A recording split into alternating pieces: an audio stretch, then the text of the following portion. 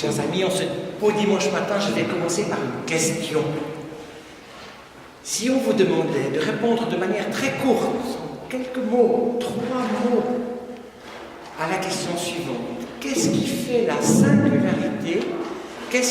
singularité, l'unique du christianisme? Quelle est, dans le message de Jésus, la parole la plus différente de toutes les autres qu'on peut entendre dans les philosophies ou dans les religions? Vous répondriez quoi? C'est une vraie question. Quel est le mot qui vous vient en caractérisant la foi chrétienne? Le pardon, il est dedans, mais il y a l'amour, voilà, l'amour. Mais il y a beaucoup, ouais, la foi, mais l'amour, la joie. Ça, c'était un autre dimanche. Aujourd'hui, c'est l'amour, mais plus que l'amour, parce qu'il y a beaucoup de systèmes et de philosophies et de religions qui prônent l'amour. Quelle différence? L'amour des ennemis. Et oui. Et ça, c'est quelque chose de très très précis dans le cadre de l'enseignement de Jésus. Et c'est quelque chose d'à la fois génial, nécessaire, parce que c'est bien dans l'amour des ennemis qu'il y a le pardon, la joie et tout ça. Mais c'est aussi quelque chose d'extrêmement difficile. Ça se heurte à notre nature profonde. Aimer ses ennemis. C'est pourtant bien le premier mot que Jésus prononce dans ce discours dont on dit qu'il est dans la plaine chez Luc. Aimer vos ennemis. Regardons au fil du texte. Je le laisserai fermer parce que j'ai qu'une main. D'abord, Jésus s'adresse à tous et il dit « À vous qui m'écoutez, à vous qui m'écoutez ». Alors c'est peut-être une manière de réveiller les gens, mais c'est sans doute une manière de dire aux disciples « Vous m'écoutez ». Vous n'êtes pas seulement de m'entendre comme ça rentre d'une oreille, ça sort par l'autre. Vous m'écoutez, vous avez envie de savoir la vérité. Et je sais que parmi nous, puisque nous sommes là, nous avons aussi envie d'écouter et de savoir la vérité. Et voilà qu'après, il faut quand même que je tourne les pages, parce que j'ai ça dans la tête, mais... Il commence par ce mot « aimez vos ennemis ». Voilà, on y est. Et tout de suite, il dit « faites du bien à ceux qui vous haïssent ». On voit là tout de suite que Jésus dit que c'est une action d'aimer ses ennemis. Faites du bien. Et c'est ce fameux verbe « poiène » qui donne le mot « poète », qui veut dire créer. Créer du bien à ceux qui vous haïssent. Il dit ensuite « bénissez ceux qui vous maudissent ». Bénir, vous le savez bien, ça veut dire du bien. Et effectivement, quand on dit du bien, on cherche à trouver ce bien chez celui qui apparemment ne dégage pas grand-chose de bien. Bénissez, dites du bien, regardez les choses positivement, cherchez quelque chose qui va, on en trouve toujours. Et vous savez, vous connaissez ce fameux dicton qui dit « maudissez, maudissez, il en restera toujours... médisez, médisez, il en restera toujours quelque chose ». Moi je dis « bénissez, bénissez, il en restera toujours quelque chose ». Et puis Jésus continue en disant « priez pour ceux qui vous calomnient ». Et ce faisant, il montre que déjà là, on a besoin d'une aide divine, d'une aide supérieure. On ne se place plus exactement sur le vis-à-vis.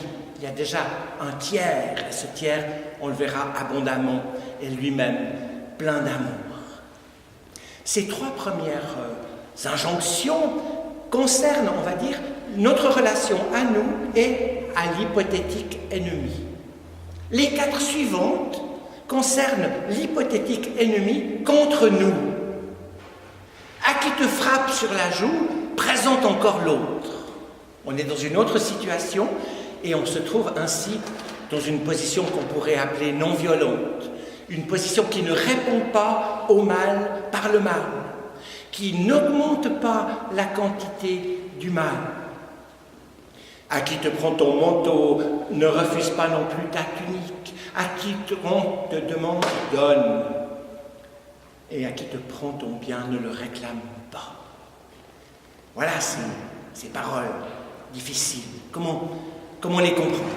Eh bien, d'abord peut-être il faut dire que Jésus ne nie pas, ne fait pas l'impasse sur le fait que le mal existe, que la négativité existe, que la haine existe, que la calomnie existe. C'est important. Ce n'est pas un idéaliste comme ça en l'air, il est incarné. La deuxième chose, c'est de savoir, on ne peut pas la voir comme ça là, directement, que l'évangile de Luc est écrit pour une communauté, une bonne génération après les événements, et que déjà à ce moment-là, il y a de fortes persécutions contre les chrétiens. Et on comprend déjà mieux qui sont ces ennemis et pourquoi il faut être avec eux autrement que si c'était des ennemis dus à ces choses qui se passent et qui font qu'il y a la guerre. Mais surtout, il faut aussi se rendre compte que tout ce qui est dit là ouvre sur une parole de Jésus qui est très importante, une parole de Jésus qui est d'ailleurs universelle, qu'on appelle la règle d'or, que vous connaissez sans doute.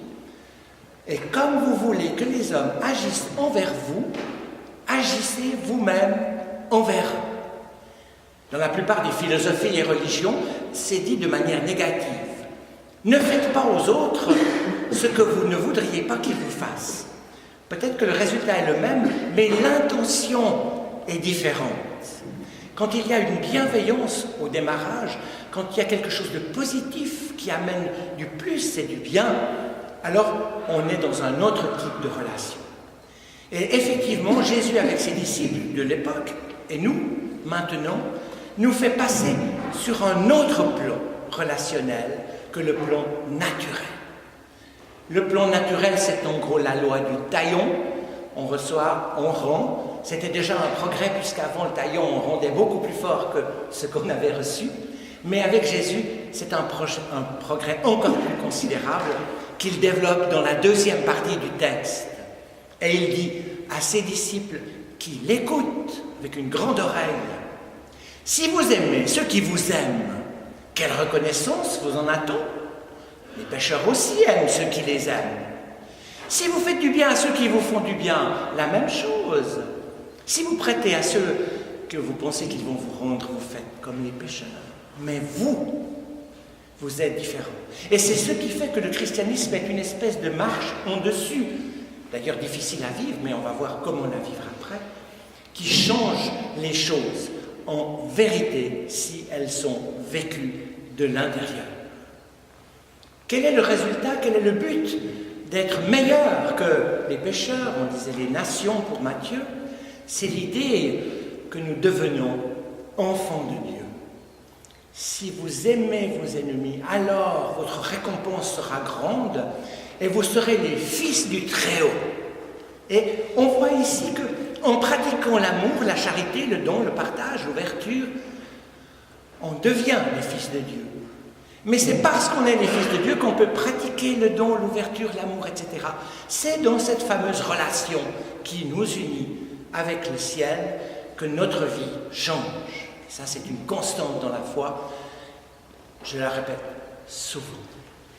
Votre récompense sera grande dans les cieux. Vous serez les fils du Dieu très haut, car il est bon, lui, pour les ingrats et les méchants. On pourrait s'arrêter là, mais c'est un message tellement difficile à entrer dans nos petites têtes que Jésus continue. Et il cite, ce texte est fait de plusieurs sources quand on analyse le texte, il cite un peu plus loin encore cette même vérité. Soyez miséricordieux, comme votre Père est miséricordieux. Ne vous posez pas en juge, vous ne serez pas jugé. Ne condamnez pas, vous ne serez pas condamné. Acquittez, vous serez acquitté. On voit là qu'il y a encore ce cheminement, parce que Jésus sait que quand on juge, on doit le faire un peu, on a vite tendance à condamner. En fait, juger, c'est prendre connaissance de la situation objective, mais on peut acquitter quand on juge. Et si on est habité de ce regard d'amour, de cette attitude qui cherche à faire le bien malgré le mal, alors quelque chose de miraculeux s'opère. On pourrait bien sûr parler de ce formidable verset qui dit qu'on reçoit une grande quantité de biens, une mesure secouée. Mais j'aimerais aujourd'hui simplement continuer un moment et aussi finir par une question. On a beaucoup parlé, on va dire, des ennemis, mais il faudrait parler un peu d'amour. La question que je vous pose, c'est, en quelques mots, 2 ou 3, comment définiriez-vous ce qu'est l'amour? Sacrée question. Je peux vous dire que depuis un certain nombre d'années, peut-être c'est une recherche chez moi qui est un peu lancinante, il m'est apparu qu'une des meilleures définitions, elle est infirme, mais une des meilleures définitions de l'amour consiste à faire vivre autour de nous, dans toutes nos situations. Si on essaye de faire vivre, dans la situation du couple, faire vivre l'autre, des enfants, faire vivre les enfants, des relations professionnelles, faire vivre les collègues, des relations à la société en général, nos pays, la terre, nos relations à la nature, aux animaux, aux plantes, faire vivre. Si on a ça dans la tête, c'est très court, c'est très simple, c'est très opérationnel, faire, poième, créer, vivre, zoé, zoé. On entre dans cette nouvelle société, dans cette nouvelle manière d'être que le Christ a inaugurée quand il est venu sur la terre. Et vous savez que lui, il n'a pas seulement dit de bénir ses ennemis, il l'a fait et ça lui a coûté cher. Il en est mort, mais sa mort est notre vie. C'est pourquoi nous sommes engagés dans un processus d'amour qui ne demande qu'à continuer.